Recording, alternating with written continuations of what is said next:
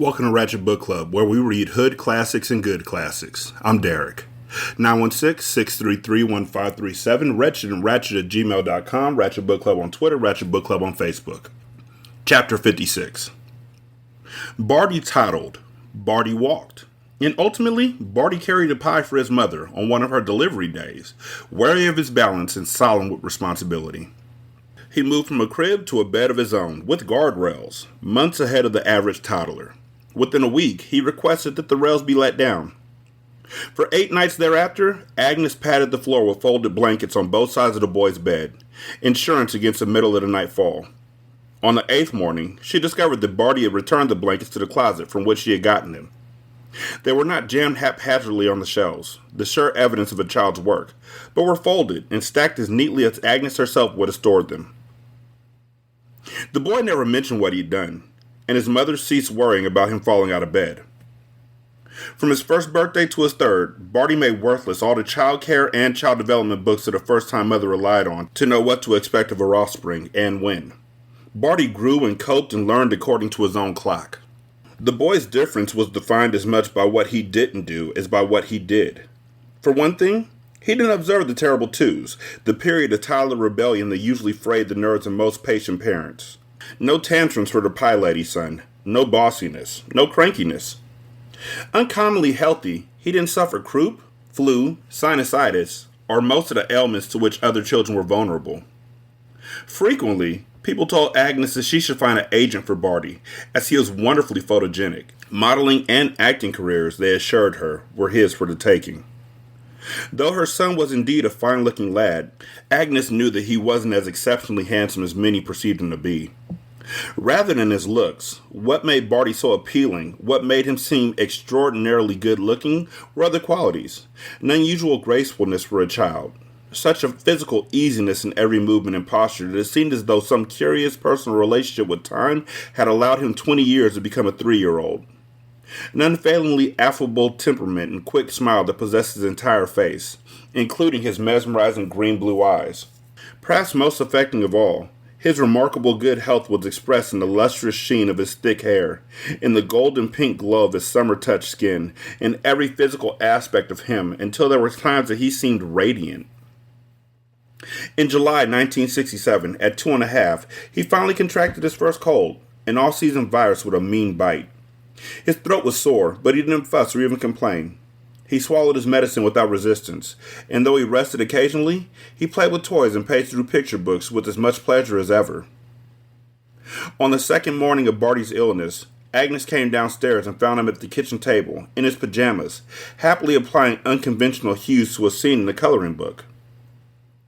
When she complimented him on being such a good little soldier, abiding his cold with no complaint, he shrugged.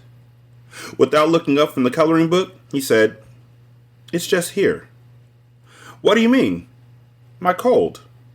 "Your cold is just here?" "It's not everywhere." Agnes delighted in their conversations.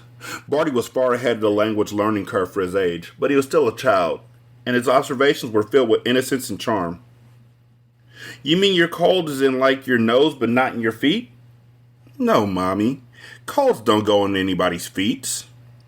"Feet."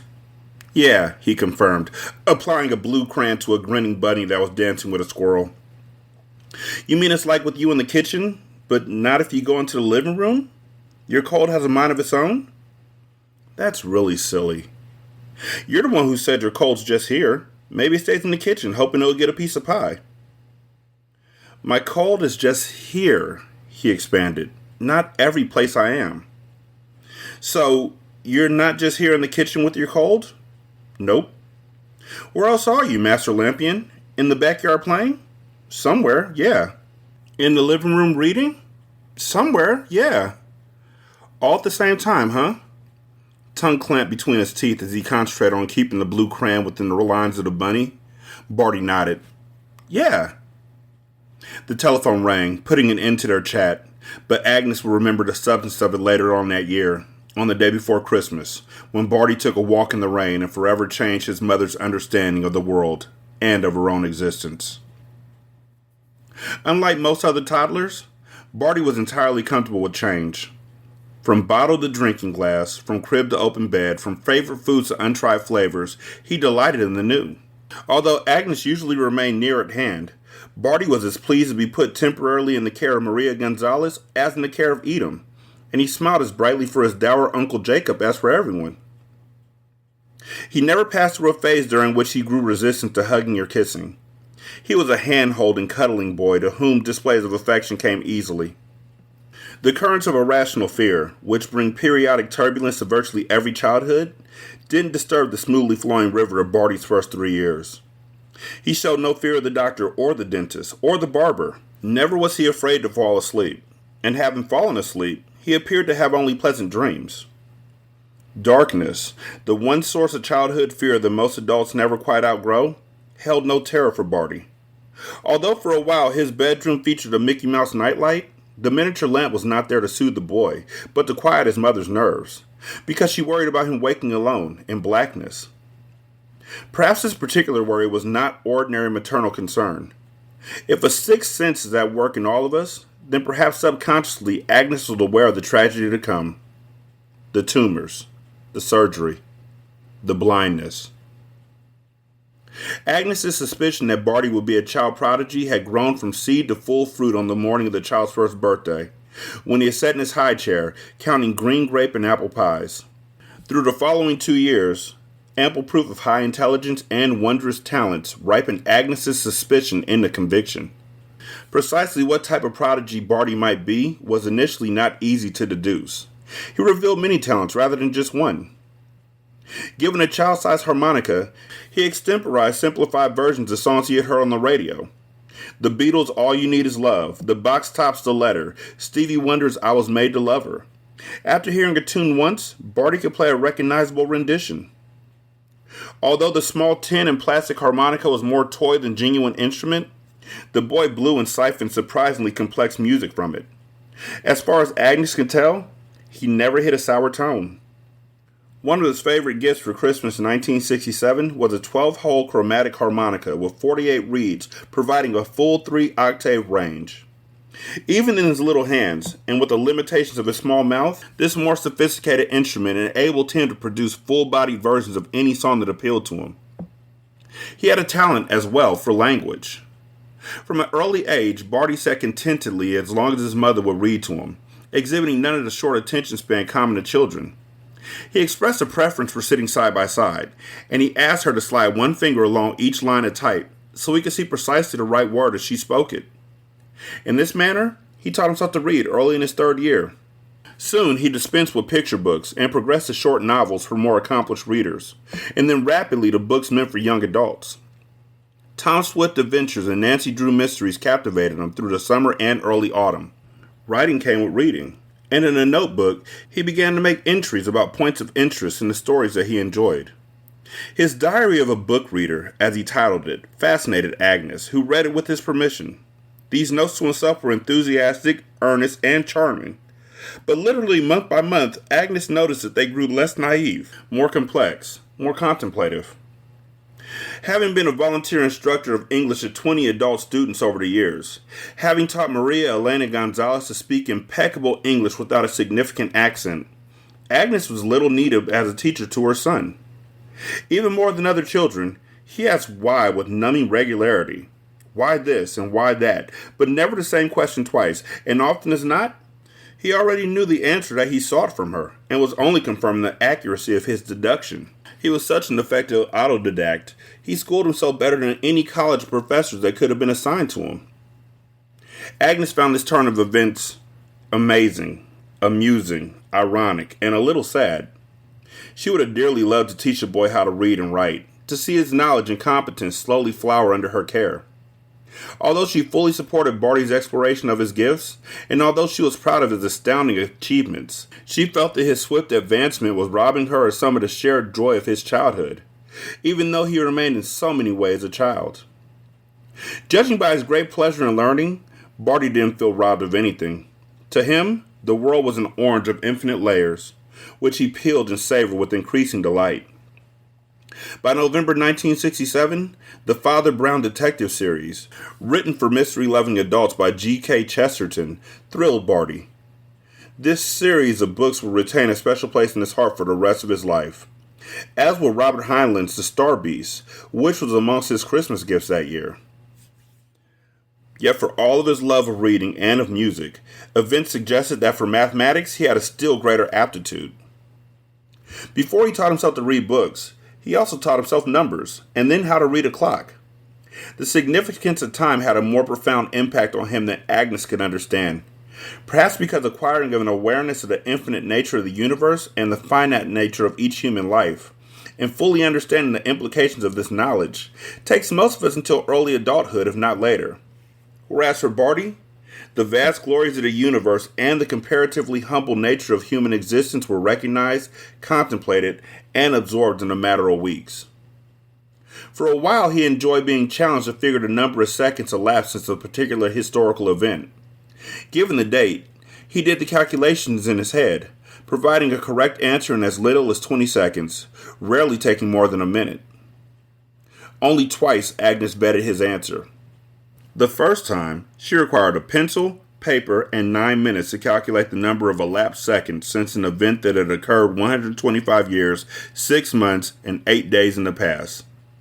Her answer differed from his, but while proofing her numbers, she realized she had forgotten to factor in leap years.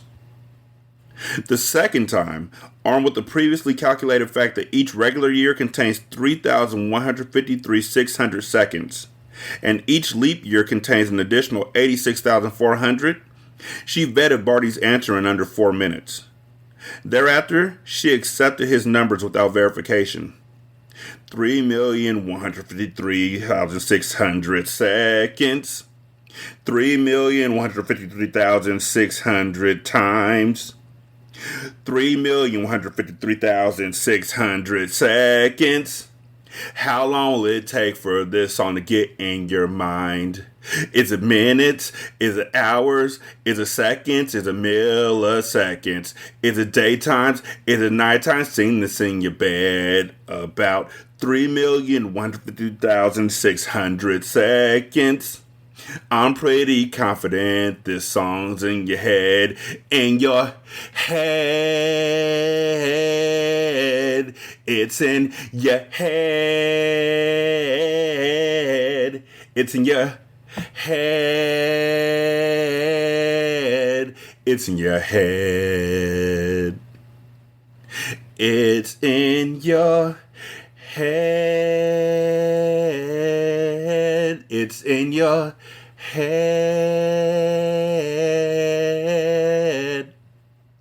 Now, when I ask that question in your college courses or whatever, you'll remember it. You're welcome.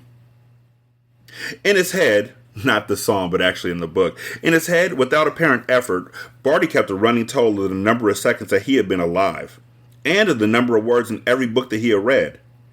Agnes never checked its word totals for an entire volume. However, when she cited any page in the book that he had just finished, he knew the number of words it contained.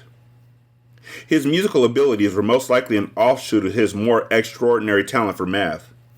He said that music was numbers, and what he seemed to mean was that he could all but instantly translate the notes of any song into a personal numerical code, retain it, and repeat the song by repeating the memorized sequence of code.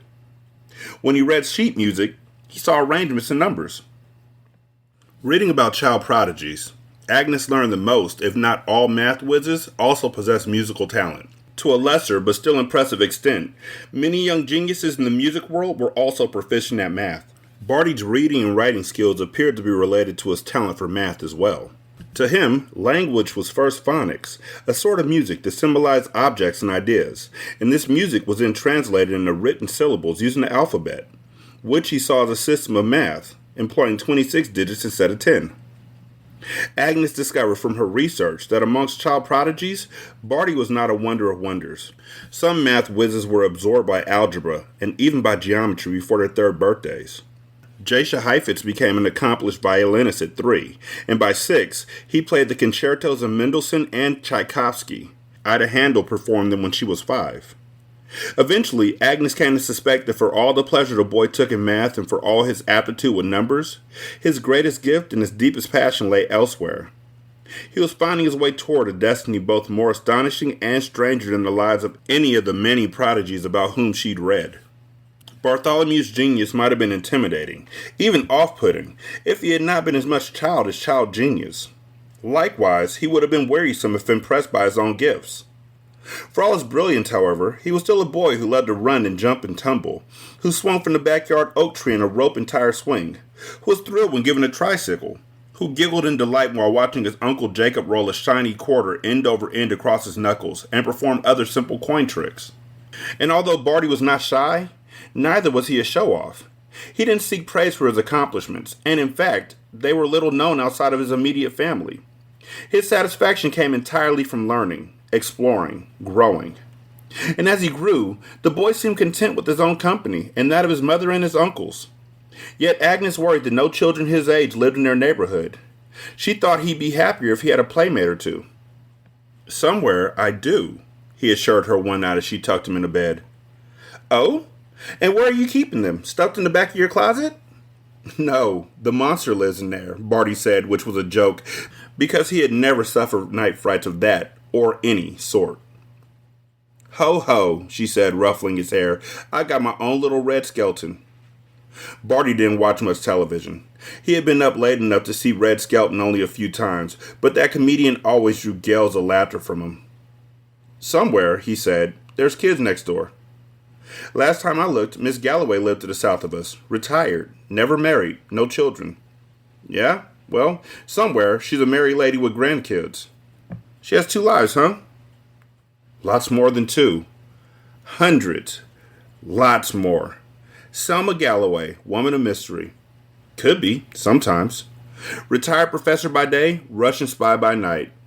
Probably not anywhere a spy." As early as this evening, here at her son's bedside, Agnes began dimly to sense that certain of these amusing conversations with Barty might not be as fanciful as they seemed, that he was expressing in a childlike way some truth that she had assumed was fantasy. "And to the north of us," Agnes said, drawing him out, "Janie Carter went off to college last year, and she's their only child." "The Carters don't always live there," he said. "Oh? Do they rent their homes out to pirates with little pirate children? Clowns with little clown children?" Barty giggled. "You're Red Skelton. And you've got a big imagination." "Not really. I love you, Mommy." He yawned and dropped off into sleep with a quickness that always amazed her. And then everything changed in one stunning moment. Changed profoundly and forever. The day before Christmas, along the California coast. Although sun gilded the morning, clouds gathered in the afternoon, but no snow would ease sled runners across these roofs. Pecan cakes, cinnamon custard pies boxed in insulated coolers, gifts wrapped with bright paper and glittery ribbons. Agnes Lampion made deliveries to those friends who were on her list of the needful, but also to friends who were blessed with plenty. The sight of each beloved face, each embrace, each kiss, each smile, each cheerfully spoken Merry Christmas at every stop fortified her heart for the sad task awaiting her when all gifts were given. Barty rode with his mother in her green Chevrolet station wagon. Because the cakes, pies, and gifts were too numerous to be contained in one vehicle, Edom followed them in his flashier yellow and white 54 Ford County Squire. Agnes called their 2-car parade a Christmas caravan, which appealed to Barty's sense of magic and adventure. Repeatedly, he turned in the seat and rose to his knees to look back at his Uncle Edom, waving vigorously. So many stops, too little at each. A dazzle of Christmas trees decorated every one to a different taste. Offers of butter cookies and hot chocolate or lemon crisp and eggnog. Morning chats in bright kitchens steeped in wonderful cooking odors and, in the chillier afternoon, good wishes exchanged in front of hearth fires, gifts accepted as well as given, cookies taken in tray for pecan cakes, silver barrels and hark how the bells and jingle bell rock on the radio. Therewith they arrived at 3 o'clock in the afternoon, Christmas Eve, their deliveries completed before Santa's had begun. His country squire laden with cookies, plum cakes, homemade caramel corn with almonds, and gifts. Edom drove directly home from Obadiah Sheprad's place, which had been their final stop. He roared away as if trying to outrun tornadoes and tidal waves. For Agnes and Barty, one stop remained, where some of the joy of Christmas would always be buried with a husband that she still missed every day, and the father that he would never know.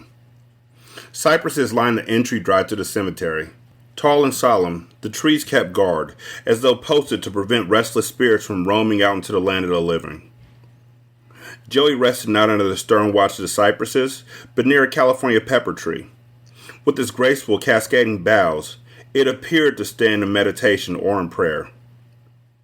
The air was cool, but not yet cold. A faint breeze smelled of the sea beyond the hill. At the grave, they arrived with red and white roses. Agnes carried the red, and Barty brought the white. In spring, summer, and fall, they brightened the grave with the roses that Edom grew in the side yard. In this less rose-friendly season, these Christmas bouquets have been purchased at a flower shop. From his early adolescence, Edom was drawn to gardening, taking special pleasure in the cultivation of hybrid roses. He had been only 16 when one of his blooms earned first place in a flower show. When his father learned about the competition, he regarded Edom's pursuit of the prize as a grievous sin of pride. The punishment left Edom bedridden for 3 days, and when he came downstairs at last, he discovered that his father had torn out all the rose bushes. 11 years later, a few months after marrying Agnes, Joey mysteriously invited Edom to accompany him on a little drive, and took his bewildered brother-in-law to a nursery. They returned home with 50-pound bags of special mulch, jars of plant food, and an array of new tools. Together, they stripped the sod from the side yard, turned the soil, and prepared the ground for the rich variety of hybrid starter plants that were delivered the following week. This rosarium was Edom's only relationship with nature that did not inspire terror in him. Agnes believed that Joey's enthusiasm for the restoration of the garden was, in part, the reason why Edom had not turned as far inward as Jacob, and why he had remained better able than his twin to function beyond the walls of his apartment. The roses filling the countersunk vases in the corner of Joey's gravestone were not Edom grown, but they were Edom bought. He had visited the florist himself, personally selecting each bloom from the inventory in the cooler, but he didn't have the courage to accompany Agnes and Barty to the grave. "Does my dad like Christmas?" Barty asked, sitting on the grave grass in front of the headstone. "Your dad didn't just like Christmas. He loved Christmas. He started planning for it in June. If there wasn't already a Santa Claus, your father would have taken on the job." Using a clean rag that they used to polish the engraved face of the memorial, Barty said, "Is he good with numbers like me?" "Well, he was an insurance agent, and numbers are important in that line of work. And he was a good investor, too. Not the whiz you are with numbers, but I'm sure you got some of your talent from him."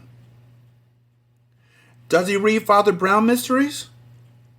Crouching beside the boy as he rubbed the brighter shine onto the granite, Agnes said, "Barty, honey, why are you—" He stopped polishing the stone and met her stare. "What?" Although she would have felt ridiculous phrasing this question in these words to any other 3-year-old, no better way exists to ask it of her special son. "Kiddo, do you realize you're speaking of your dad in the present tense?"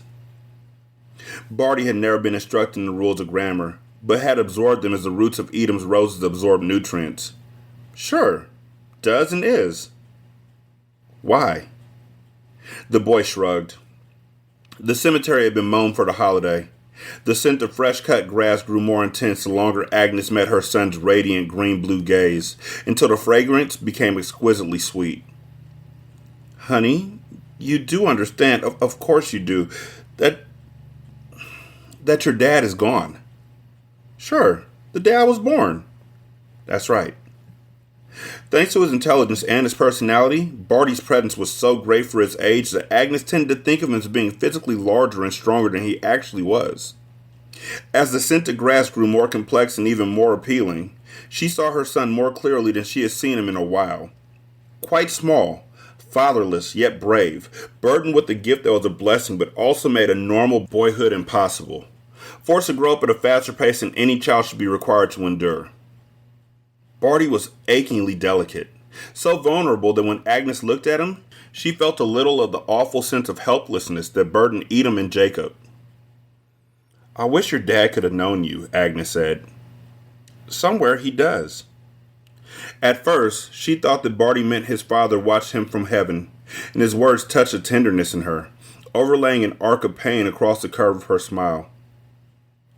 Then the boy put new and puzzling shadings on his meaning when he said, "Daddy died here, but he didn't die every place I am." His words echoed back to her from July. My cold's just here. Not every place I am. The pepper tree had been whispering in the breeze, the roses nodding their bright heads. Now a stillness came into the cemetery, as if rising from beneath the grass, from out of that city of the lost. It's lonely for me here, said Barty, but not lonely for me everywhere. From a bedtime conversation in September, somewhere there's kids next door. And somewhere, Selma Galloway, their neighbor, was not a spinster, but a married woman with grandchildren.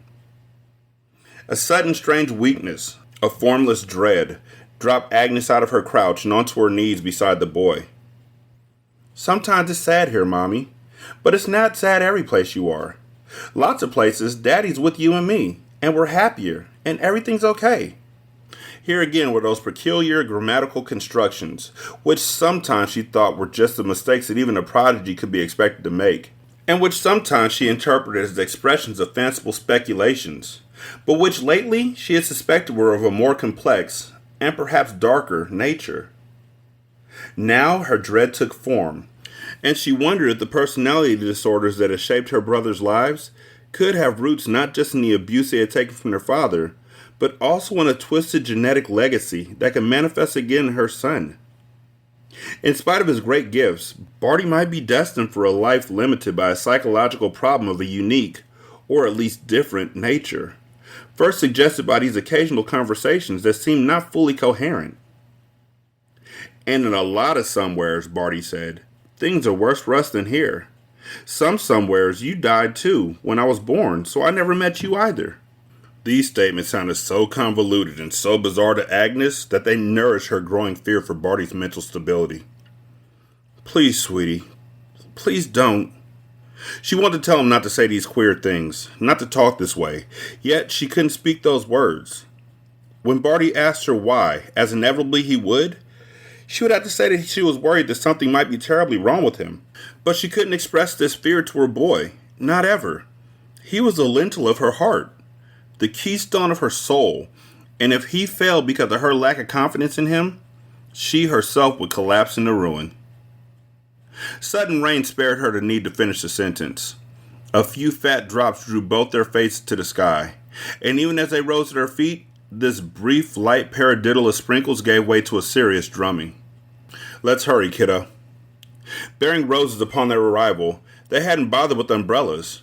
Besides, although the sky glowered, the forecast had predicted no precipitation. Here, the rain, but somewhere we're walking in sunshine. This thought startled Agnes, disturbed her, yet, inexplicably, it also poured a measure of warm comfort into her chilled heart. Their station wagon stood along the service road, at least 100 yards from the grave. With no wind to harry it, the rain fell as plumb straight as the strands of a beaded curtain. And beyond those pearly veils, the car appeared to be a shimmering dark mirage.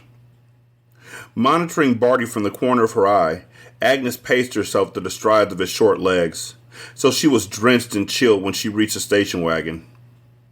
The boy dashed for the front passenger door. Agnes didn't follow him because she knew that he would politely but pointedly express frustration if any attempt was made to help him with a task that he could perform himself. By the time Agnes opened the driver's door and slumped behind the steering wheel, Barty levered himself onto the seat beside her. Grunting, he pulled his door shut with both hands as she jammed the key into the ignition and started the engine. She was sopping, shivering. Water streamed from her soaked hair down her face as she wiped at her beaded eyelashes with one dripping hand. As the fragrance of wet wool and sodden denim rose from her sweater and jeans, Agnes switched on the heater and angled the vanes of the middle vent towards Barty. Honey, turn that other vent towards yourself. I'm okay. You'll catch pneumonia, she warned, reaching across the boy to flip the passenger side's vent towards him. You need the heat, Mommy, not me. And when she finally looked directly at him, blinked at him, her lashes flicking off a spray of fine droplets, Agnes saw that Barty was dry. Not a single jewel of rain glimmered in his thick dark hair or on the baby-smooth planes of his face. His shirt and sweater were as dry as if they had just been taken off a hanger and from a dresser drawer. A few drops darkened the legs of the boy's khaki pants, but Agnes realized this was water that had dripped from her arm as she reached across him to adjust the vent. I ran where the rain wasn't, he said. Raised by a father to whom any form of amusement was blasphemy, Agnes had never seen a magician perform until she was 19, when Joey Lampion, then her suitor, had taken her to a stage show. Rabbits plucked out of top hats, doves conjured from sudden plumes of smoke, assistants sawn in half and mended to walk again. Every illusion that had been old even in Houdini's time was a jaw-dropping amazement to her that evening. Now she remembered a trick in which the magician had poured a pitcher of milk into a funnel fashioned from a few pages of a newspaper, causing the milk to vanish when the funnel, still dry, was unrolled to reveal ordinary newsprint. The thrill that had quivered through her that evening measured 1 on the Richter scale compared to the full 10-point sense of wonder quaking through her at the sight of Barty, as dry as if he had spent the afternoon perched fireside. Although rain pasted to her skin, the fine hairs rose on the nape of her neck. The goose flesh crawling across her arms had nothing to do with her cold, wet clothes. When she tried to say, how? The how of speech eluded her, and she sat as mute as if no words had passed her lips ever before. Desperately trying to collect her wits, Agnes gazed out at the deluged graveyard, where the mournful trees and massed monuments were blurred by pouring streams ceaselessly spilling down the windshield. Every distorted shape, every smear of color, every swath of light and shudder of shadows resisted her attempts to relate them to the world she knew, as if shimmering before her were the landscape of a dream. She switched on the windshield wipers. Repeatedly, in the arc of clear glass, the graveyard was revealed in sharp detail, and yet the place remained less than fully familiar to her. Her whole world had been changed by Barty's dry walk in wet weather. That's just an old joke, she heard herself saying, as from a distance. You didn't really walk between the drops. The boy's silvery giggles rang as merrily as sleigh bells, his Christmas spirit undampened. Not between, Mommy. No one could do that. I just ran where the rain wasn't. She dared to look at him again. He was still her boy, as always, her boy. Bartholomew, Barty, her sweetie, her kiddo. But he was more than she had ever imagined her boy to be, more than merely a prodigy. How, Barty? Dear Lord, how? Don't you feel it?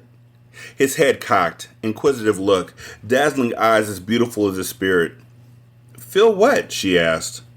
The way things are. Don't you feel all the way things are? Ways? I don't know what you mean. Gee, you don't feel it at all? She felt the car seat under her butt, wet clothes clinging to her, the air humid and cloying, and she felt the terror of the unknown, like a great lightless void on the edge of which she teetered, but she didn't feel whatever he was talking about, because the thing he felt made him smile. Her voice was the only dry thing about her, thin and parched and cracked, and she expected dust to plume out of her mouth. Feel what? Explain it to me. He was so young and untroubled by life that his frown could not carve lines in his smooth brow. He gazed out at the rain and finally said, Boy, I don't have the right words. Although Barty's vocabulary was far greater than that of the average 3-year-old, and though he was reading and writing at an 8th grade level, Agnes could understand why words failed him. With her greater fund of language, she had been rendered speechless by his accomplishment. Honey, have you ever done this before? He shook his head. I didn't know I could. You never knew you could walk where the rain wasn't? Nope, not until I needed to. Hot air gushing out of the dashboard vents brought no warmth to Agnes's chilled bones. Pushing a tangle of wet hair away from her face, she realized that her hands were shaking. What's wrong? Barty asked. I'm a little bit scared, Barty. Surprise raised his eyebrows and his voice. Why? Because you can walk in the rain without getting wet, because you walk in some other place, and God knows where that place is, or whether you could get stuck there somehow, get stuck there and never come back. And if you could do this, there's surely other impossible things you can do. And even as smart as you are, you can't know the dangers of doing these things. Nobody could know. And then there are the people who will be interested in you if they knew you could do this. Scientists who would want to poke at you, and worse than the scientists, dangerous people who would say the national security comes before a mother's right to her child. People who might steal you away and never let me see you again, which will be like death to me, because I want you to have a normal, happy life, a good life. And I want to protect you and watch you grow up and be the fine man I know you will be, because I love you more than anything, and you're so sweet, and you don't realize how suddenly, how horribly things can go wrong. She thought all that, but she closed her eyes and said, "I'll be okay. Give me a second here, all right?" "There's nothing to be scared about," Barty assured her. She heard the door, and when she opened her eyes, the boy had already slid out of the car, into the downpour again. She called him back, but he kept going. "Mommy, watch!" He turned the deluge with his arms held out from his sides. "Not scary." Breath repeatedly catching in her throat, heart thudding, Agnes watched her son through the open car door. Turning in circles, he tipped his head back, presenting his face to the streaming sky, laughing. She could see now what she hadn't seen when running with him through the cemetery, because she was looking directly at him. Yet even seeing did not make it easy to believe. Barty stood in the rain, surrounded by the rain, pummeled by the rain, with the rain. Saturated grass squished under his sneakers. The droplets, in their millions, didn't bend, slip, twist magically around his form, didn't hiss in the steam a millimeter from his skin. Yet he remained as dry as baby Moses floating on the river in a mother-made ark of bulrushes. The night of Barty's birth, when Joey actually lay dead in the pickup-bashed Pontiac, as a paramedic had rolled Agnes's gurney to the back door of the ambulance, she had seen her husband standing there, untouched by that rain as her son was untouched by this. But Joey, dry in the storm, had been a ghost or an illusion fostered by shock and loss of blood. In the late afternoon light, on this Christmas Eve, Barty was no ghost, no illusion. Moving around the front of the station wagon, waving at his mother, reveling in her astonishment, Barty shouted, "Not scary!" Rapt, frightened yet wonderstruck, Agnes leaned forward, squinting between the whisking wipers. Onward he came, past the left front fender, gleefully hopping up and down, as if on a pogo stick, still waving. The boy wasn't translucent as his father's ghost had been on that drizzly January night almost 3 years ago. The same drowned light of this gray afternoon that revealed the gravestones and the dripping trees also revealed Barty, and no radiance from another world shone spectrally through him, as it has shone through Joey, dead and risen. To the window in the driver's door, Barty came with a repertoire of comic expressions, mugging at his mother, sticking one finger up his nose and exaggeratedly boring with it as though exploring for nasal nuggets. "Not scary, Mommy." In reaction to a terrible sense of weightlessness, Agnes's two-fisted grip on the steering wheel grew so tight her hands ached. She held on with all her strength, as if at real risk of floating out of the car and up towards the source of the raveling skeins of rain. Beyond the window, Barty failed to do any of the things that Agnes expected of a boy not fully enough part of the day to share its rain. He didn't flicker like an image on a static peppered TV screen. He didn't shimmer like a phantom figure in Sahara heat, or blur like a reflection in a steam-clouded mirror. He was as solid as any boy. He was in the day, but not in the rain. He was moving toward the back of the car. Turning in her seat, craning her neck, Agnes tried to keep her son in sight. She lost track of him. Fear knocked on the door of her heart, because she was sure that he had vanished the way ships supposedly disappear in the Bermuda Triangle. Then she saw him coming forward along the passenger side of the car. Her awful sense of weightlessness became something much better, a buoyancy, an exhilarating lightness of spirit. Fear remained with her. Fear for Barty, fear for the future, and of the strange complexity of creation that she had just glimpsed.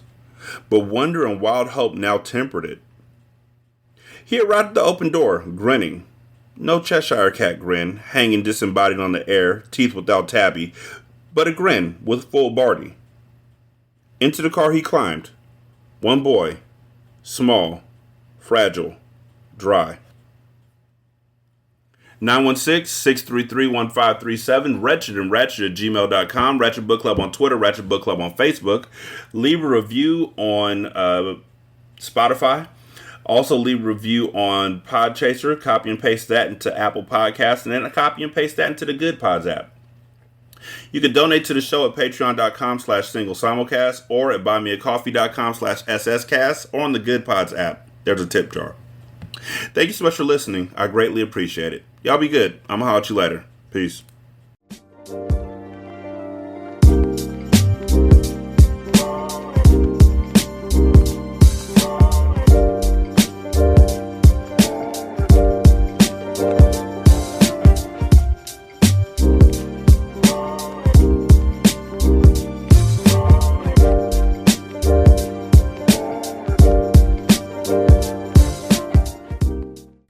The intro and outro to Ratchet Book Club is by That Kid Garan, and it's called Goodbyes. You can email him at tkgbeats94@gmail.com for more information on how to lease this beat. This is Single Simulcast. Don't know by now, did you slip?